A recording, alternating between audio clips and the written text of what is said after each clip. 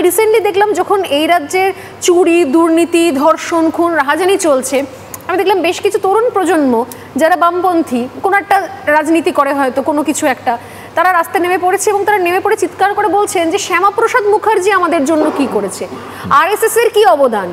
মানে এই সময়ে দাঁড়িয়ে পশ্চিমবঙ্গে হঠাৎ করে শ্যামাপ্রসাদ মুখার্জি কি করেছে এবং আরএসএস এর কি অবদান, এই নিয়ে যে রাস্তায় মিছিল হতে পারে, র্যালি হতে পারে, কেউ যে প্রোটেস্ট করতে পারেন, এটা আমাদের ধারণার বাইরে। এটা একটা জিনিস একদম পরিষ্কার যে শ্যামাপ্রসাদ মুখার্জি যদি না থাকতেন তাহলে পশ্চিমবঙ্গ থাকতো না, আর পশ্চিমবঙ্গ না থাকলে আমাদের অবস্থা সিন্ধীদের মতো হতো, সিন্ধের মানুষের মতো হতো।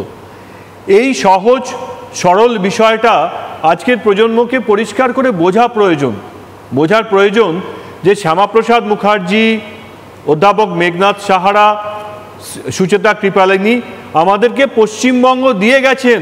পশ্চিমবঙ্গ যদি না থাকতো তাহলে আজকে আমরা সিন্ধের লোকের মতো বিভিন্ন জায়গায় ছড়িয়ে থাকতাম, বাংলা ভাষায় কথা বলার আমাদের কোনো হোমল্যান্ড থাকতো না।